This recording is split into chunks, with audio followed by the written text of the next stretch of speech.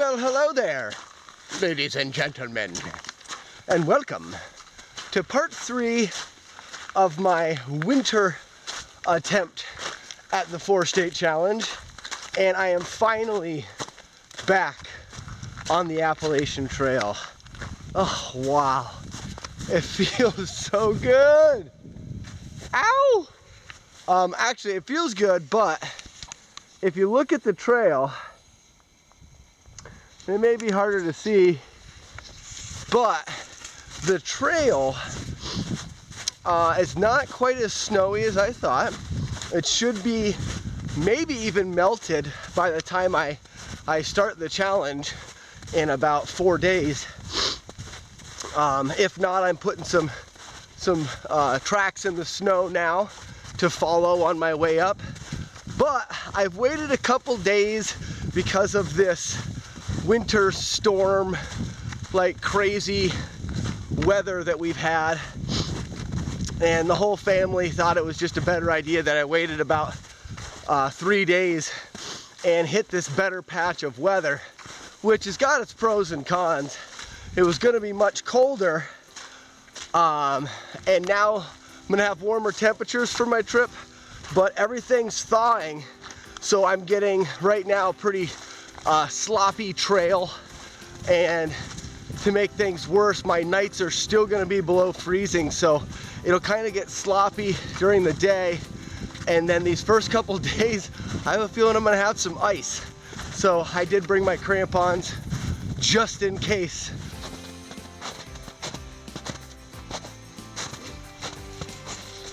As you can see, the trail is littered with stones, and I mean, this is the trail and it's just a bunch of rocks. Now, I've hiked this section before. I knew what I was getting into, but having part of the snow, or having the snow here to cover up part of the rocks, makes it tricky to know where to step, and it also makes you slide off of the rocks, so adds a little bit of extra danger when hiking over this, because I don't know exactly where it is safe to step.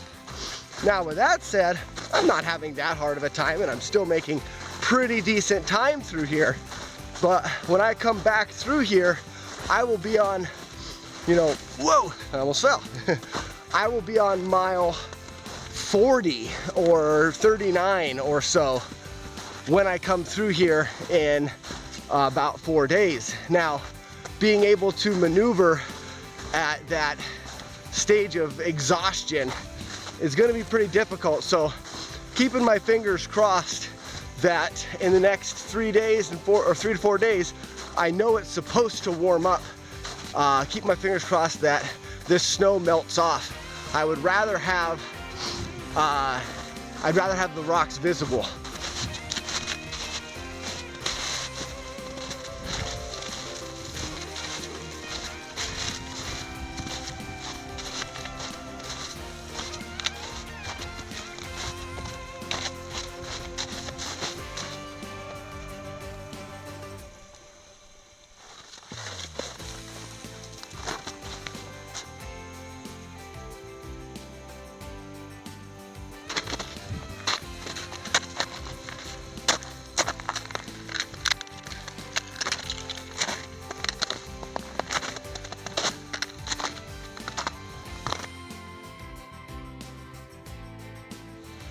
Well, I guess I'm a little out of practice, or just a little dumb. So I got to this water source, beautiful spring. Because the weather's warmed up a little bit, it's just flowing nice.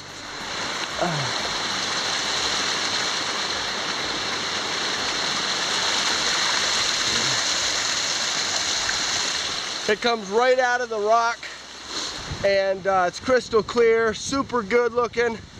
But I made a little mistake. Normally, I've got 2 bottles there.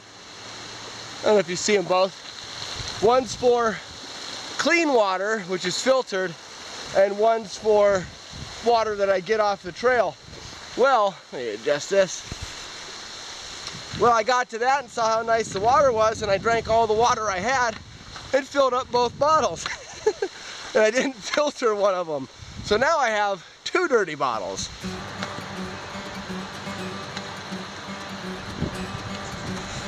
What is this, Maine? Where's the bridge? That just about ought to do it for the first day. With driving this morning here, I'm only doing about 10 miles this first day. But I will say, I really hope that this snow melts off by the time I get back. This has been a really tough 10 miles.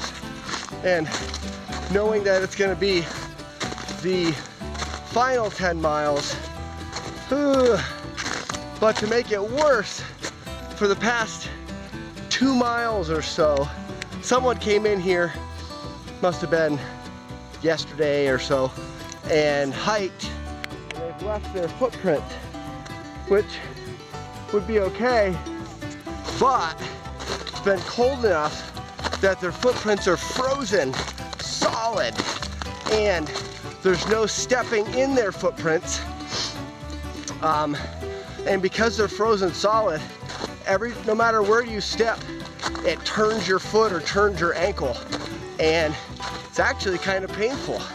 So that's made this pretty tough, and I'm hoping that this isn't a sign of what I'm gonna feel like after 10 miles on the way back. So I don't know, but that'll do it for today. We'll see you in the morning.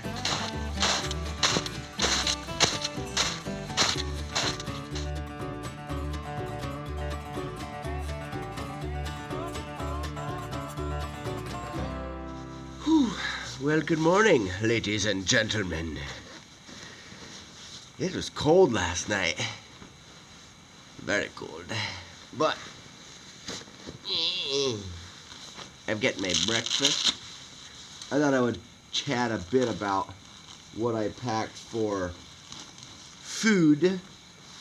And I'll just throw in, the information as it comes. So I'm gonna eat breakfast. I'll tell you what I made. It's basically just oatmeal and dehydrated bananas with some sugar and some cinnamon. And it's basically mush. Oatmeal mush. But it's warm, and there's a lot of it. So that's good. And I use it to heat myself up in the morning. It was cold last night, and it was about 3:30 or 4 o'clock this morning that I just couldn't sleep because I was cold. So I got out, got everything ready, heated up my breakfast, put it in my little warming pouch, and put it in my bag with me, and it'll help warm you right up. And with that warming pouch being insulated with boiling water in it, and in your sleeping bag, it'll actually warm up your whole bag pretty good. And if your feet are cold, you slide it by your feet and stuff, so you can use it to kind of warm yourself up. But the best thing to do to get warm is to get hiking. So I'm going to eat breakfast, and then we'll see how the trail is today.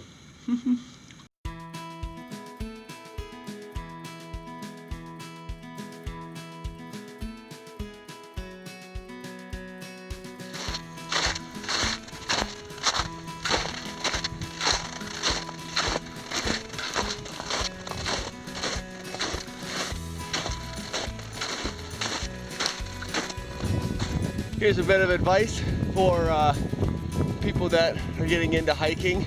Anytime you're hiking, you need to not only keep track of where your feet are going, but also be aware of what's around you, because there's lurking dangers in the trees. That right there is what they call a widowmaker. That's big enough. That's basically a tree hanging out of another tree just waiting to fall. And so you do need to keep your eyes up as well and look for things like that, especially in the winter where you know, bad weather and wind and like ice and snow build up on the branches can tend to break things. So there's a little bit of advice for you guys getting out there. Don't just stare at your feet all the time. Oh look, it's Mama White Blaze. Ah, isn't she pretty? Always follow Mama White Blaze and don't be betrayed by Sister Blue Blaze. Words of wisdom. All right there, guys. We're partway through day 2 and I'm running into my second fear, which was ice. So, remember yesterday or 3 minutes ago when I was talking about someone, it's just ice, someone making footprints in the snow that had frozen and that had made it hard to walk and it was twisting my ankles and whatnot. I met him. Yeah, it was fun. Really nice man. Him and his dog were out hiking and I didn't get a chance, or I didn't think about asking what his name was. So if you're out here watching, write your name in the comments and thank you again for the chat. It was a great time. But he had walked his dog, he walks his dog daily on the AT, lives right by the AT, and it was him that had made those footprints that had frozen. This ice here being super flat, it's icy, but it's not too bad. But where he had left footprints, oh, it just turns your foot one way and the other. Every step you slid in it and made your foot bend this way and that. And oh, it was pretty bad. But like I said, if I try to do these icy sections and then I have to do that with the rocks at the end, this is going to be really, really hard.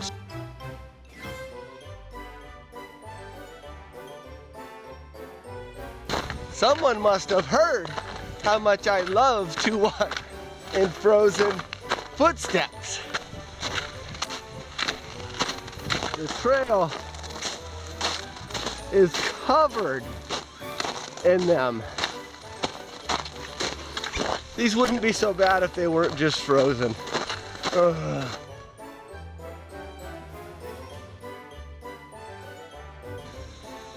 Why so serious? That's funny. Okay, if you can see beside me, that is the Washington Monument. And, well, I've already been up there, I'm not going back. But this marks my, it's not halfway point, but in my mind, this marks my daylight or daybreak. So hopefully by the time I get here, I'll have, I'm guessing right around 20 miles left. So far I've done about 20. And I will want it to just be starting to get light out when I get here. I would rather do the rest of it in the daylight. So from here on out, the rest of this stuff that I'm hiking now, I will be doing in the dark. Until we meet. Oh, he was gonna pull away though. Happy trails to you. Until then. Here, we can walk around. Happy trails to you. Here's his famous expression. Felice and Daryl. Happy trails. Felice and Daryl. Stay safe. Keep it between the blazes.